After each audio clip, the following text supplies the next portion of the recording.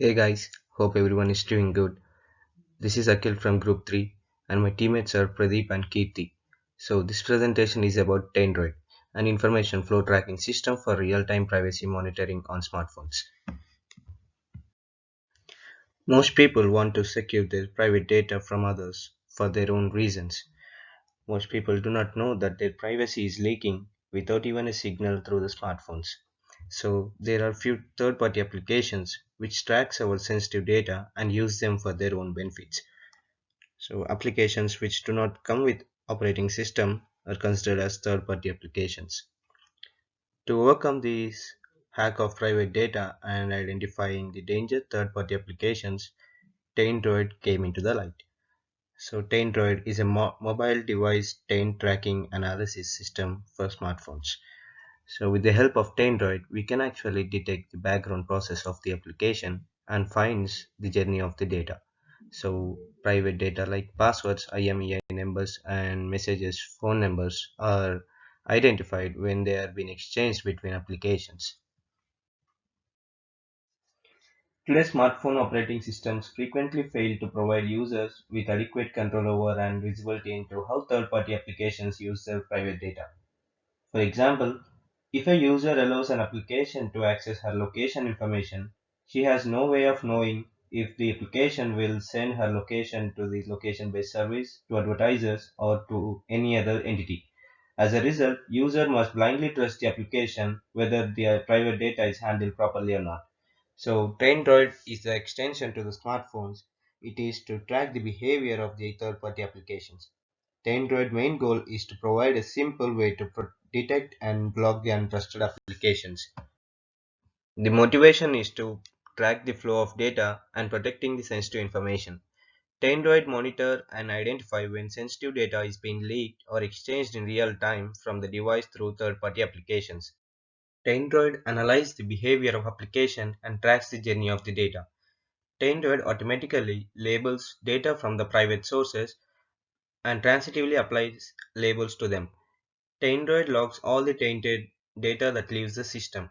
It also records the destination of the data and the application responsible for the sending data. This real-time feedback from mobile devices can help security teams identify and stop malicious activity. Taint propagation includes variable level, file level, and method level and message level. In order to integrate these granularities, Android's architecture is leveraged. There are few challenges that are faced in this process. One of them is smartphones are resource constrained. It means tracking panorama images would be expensive towards performance. It takes a long battery consumption. And another challenge is identifying the sensitive information. Some sensitive information is hard to identify even if it's sent in clear format. Hi everyone. I wanted to start this overview of Tandroid by explaining a simple scenario. Let us say you have a lovely dog. It loves to walk around. How do you keep track of it so that you can prevent losing it? The very simple solution we can think is tag a sensor around the dog's neck so that it can be tracked. Yeah, this is a thought, right? So the same will be applicable here in the Android phone, where you need to track the disclosure of sensitive information. So how do you apply these in the case of an Android phone? First and foremost step here is obtain the data from the particular source. Next, whatever the data which is tainted will be available to us, so that it can contaminate the relevant data which is available to us. Then, when the tainted data is sent out of the system, will be notified. This is how we use taint droid work to track the disclosure of private data. By this, we can say that Android framework is designed such that users will be able to see how third-party applications handle the private data in real time.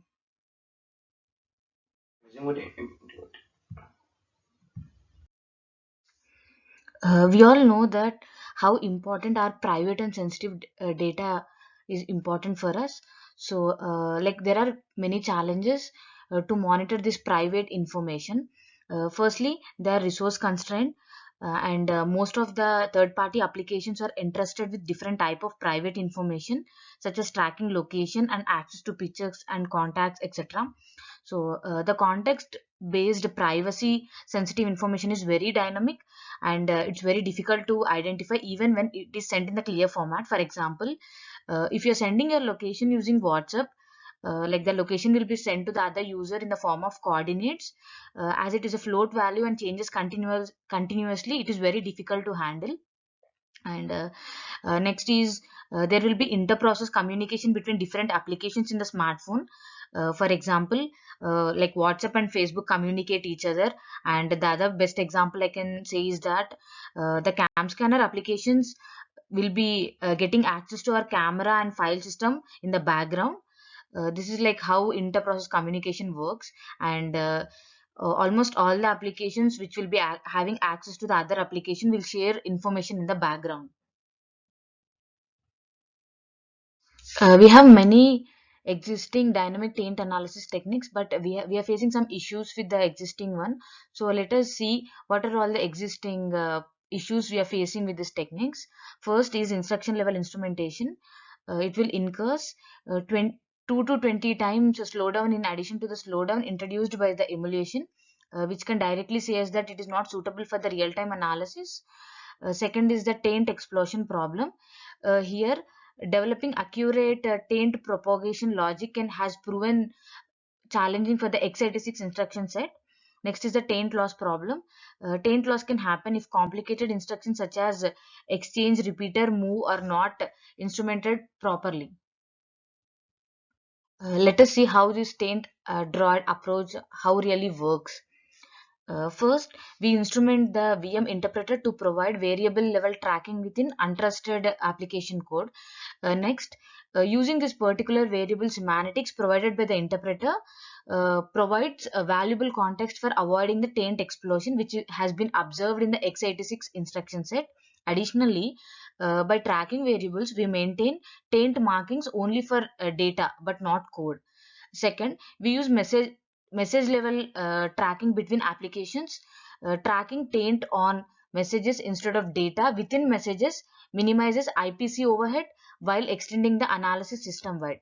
Third, for system provided native libraries, we use method level tracking. Here we run native code without instrumentation and patch the taint propagation unwritten. Finally, we use file level tracking to ensure persistent information.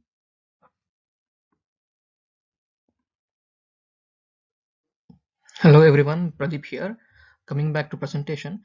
Before knowing about the Taint Droid, let's have some knowledge about the background of Android.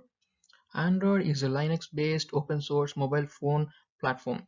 All the core functionalities are written in C, C++, and Java, whereas the applications are written in Java and they are converted to Dalvik executable bytecode. This DX code is executed within DVM. DVM is nothing but Dalvik Virtual Machine Interpreter. Applications communicate using binder IPC mechanism, where binder provides transparent message passing based on parcels. Now let's see what DVM is. DVM is a register-based machine where Java is tag-based. DVM has its own predefined virtual registers. DVM is fast in execution bytecode, so most of the codes are converted to DVM. DVM manages method registers with an internal execution state set. So the current method registers are always on the top stack frame. DVM uses class fields for long-term storage, whereas other hardware register based languages stores values in arbitrary locations. Coming to native methods, for performance optimization, Android middleware provides access to native libraries and other third-party libraries such as OpenGL and WebKit. These native methods are written in C and C++. They basically expose functionalities provided by the underlying Linux kernel and services. They also have access to Java internals. And in Android, we have two types of native methods. The first one is internal VM methods, and the second one is JNI methods. Internal VM method They have access to interpreter-specific structures and API, whereas JNI methods comply with Java native interface specifications. Internal VM methods require Dalvik to separate Java arguments into variables, whereas JNI methods manually parse arguments from interpreters by arrays of arguments.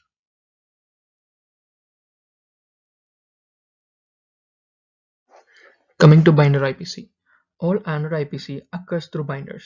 Binder is a component-based processing and IPC framework designed for BUOS, extended by Palm Include, and customized for Android by Google. Fundamentals to binders are parcels, which serialize both active and standard data objects. A binder kernel module passes parcel messages between processes.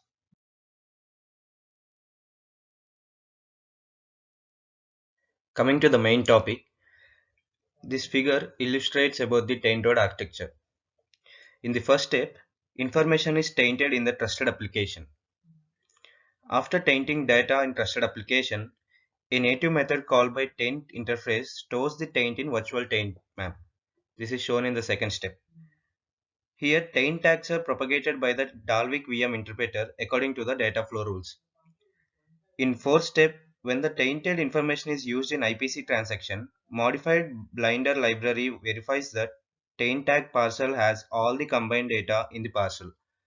So in next step, now the parcel is sent through the kernel and received by the remote untrusted application. We can see in the last that binder kernel module is used here to receive the taint data to the untrusted application. In the next step, modified Blinder library assigns the taint tag from the parcel to all values read from it. We consider only interpreted code as the untrusted data. In next step, taint tags are propagated by the remote Dalvik VM instance in the same way to that untrusted applications. In the last step, when the tainted data is used in taint sync, the library specifies the taint sinks, which is also called network sinks, and gets the taint tag from it and finally reports the event happened.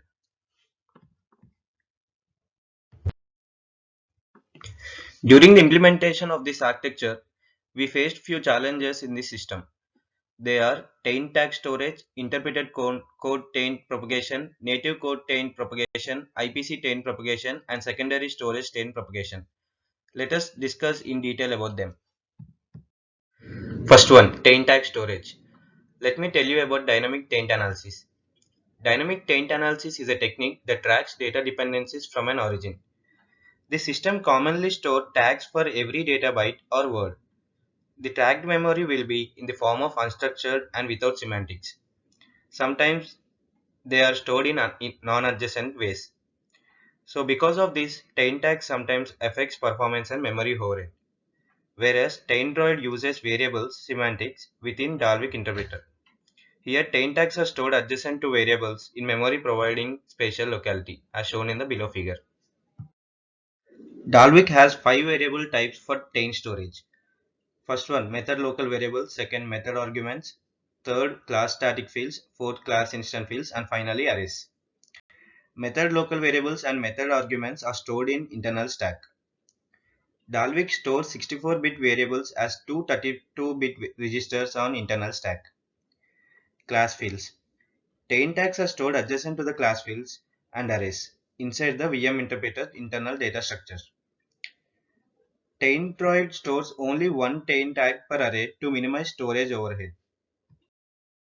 In this figure, taint tags are represented in shaded boxes. We can also see that taint tags are adjacent to the actual variables, and native targets are nothing but the local targets. When a method is called, arguments are pushed first, and then frame pointer, and then local variables. Taint tags are stored by doubling the stack frame size and then storing tags along with the variables.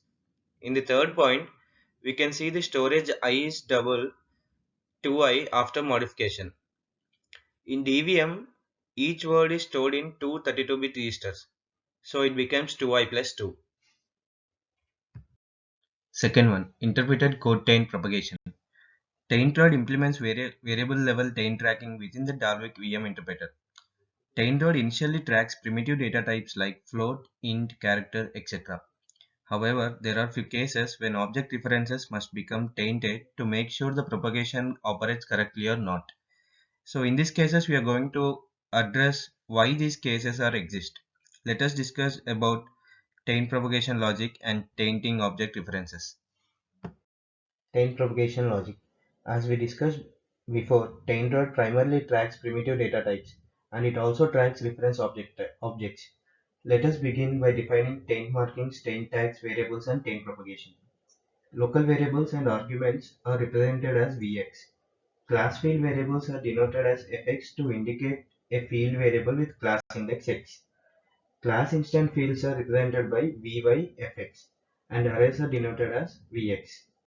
Propagation logic table. In this table, register variables and class fields are referred by Vx and Fx. R and E are the return and exceptional variables maintained within the interpreter. A, B, and C are the bytecode constants.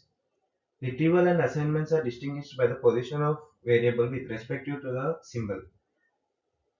When T of V appears on the right hand side of the arrow symbol, then it retrieves the taint tag for V. When T of V appears on the left hand side, then it assigns the taint tag for V. Let us see an example in the next slide. In the second point, we can see that taint tag is being copied from V2 to V1.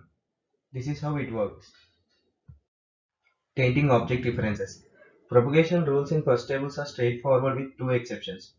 First one, let us assume there is a translation table which converts the characters from lowercase to uppercase characters. If a tainted value A is used as an array index, then the resulted value will also be considered as tainted even though it's not in the array. Therefore, the taint logic uses both array and array index taint. Second one, when the array contains object references, the index taint tag is propagated to object reference and not the object value. Therefore, we include the object reference taint tag in the instance get rule, which is nothing but iGet rule. The code which is presented in the right hand side clearly explains about the real instance of where object reference tainting is needed. Third one, native code taint propagation. Native code is unmonitored in Taintroid. All accessed external variables and return values are tainted according to the data flow rules.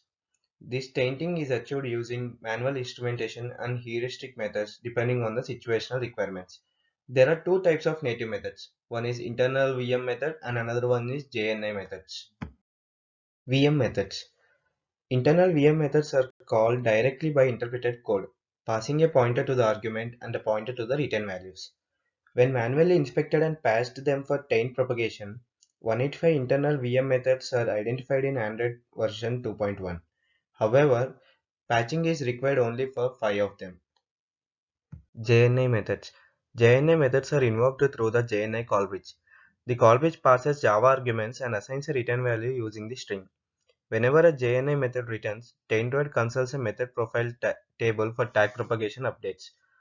A method profile is nothing but a list of pairs indicating flows between variables which may be method parameters, class variables, or return values. It currently includes an additional propagation heuristic patch. The heuristic is conservative for JNI methods that only operates on primitive and string arguments and return values. In a survey, we found that 2,844 JNI methods with the C or C++ and Java interface implementation. Out of these, 913 did not reference objects and hence are automatically covered by our heuristic patch. The remaining methods may or may not have the information flows that produce false negatives.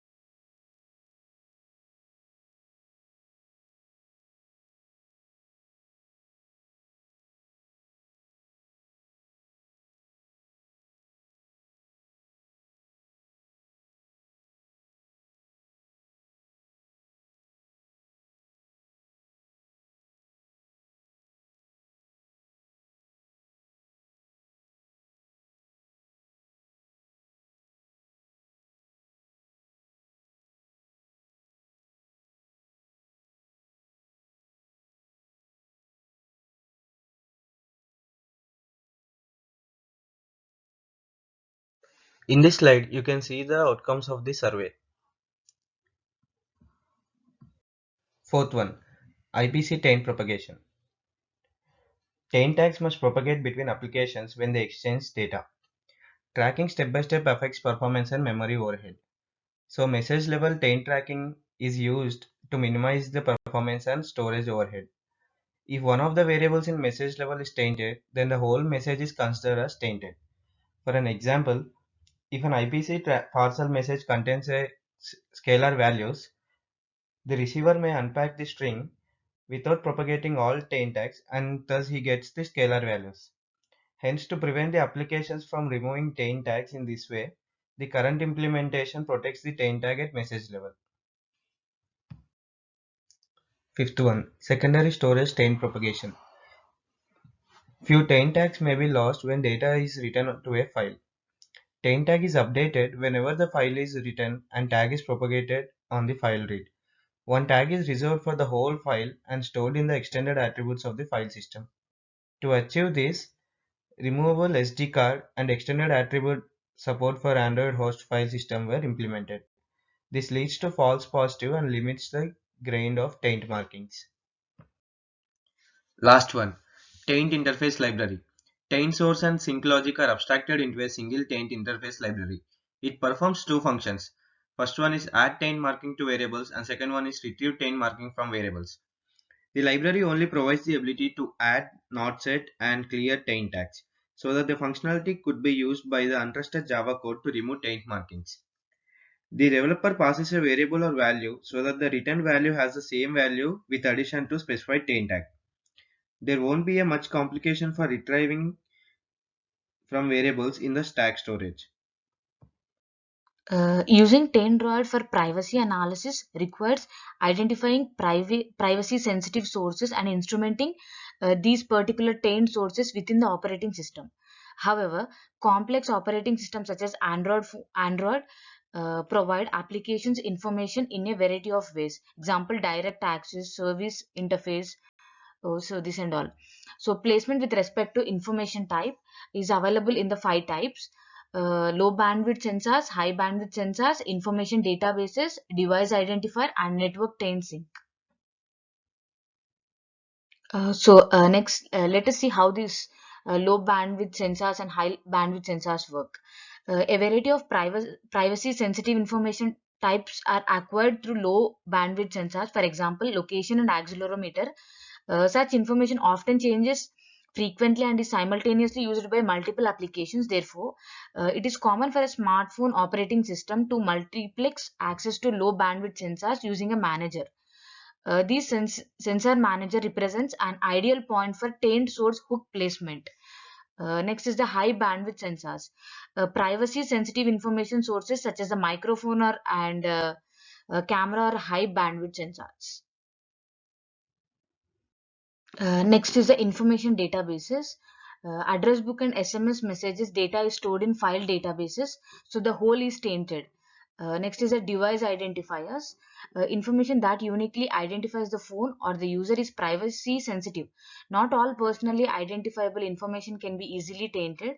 However, the phone contains several easily tainted identifiers. The phone number, the SIM card identifiers, and device identifier, which is IMEI, are all accessed through well-defined APIs.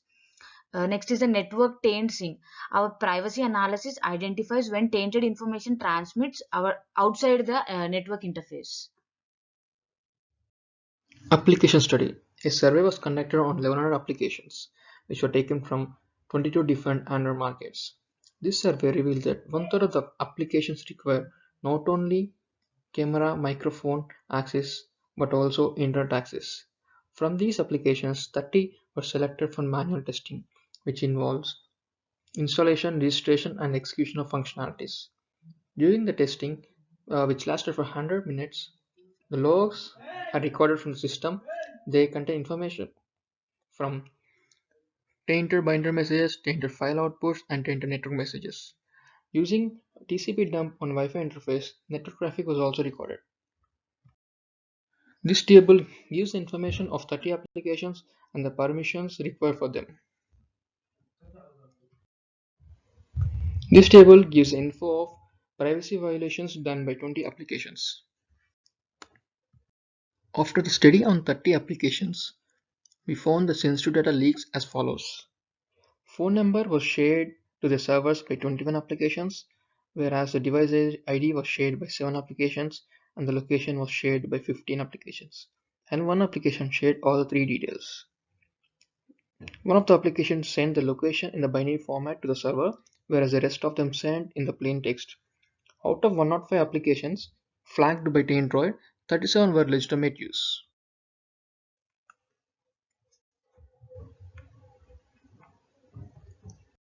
For the performance evaluation, here are the like macro benchmarks which need to be considered. These are the load time, address book, phone call, and take picture.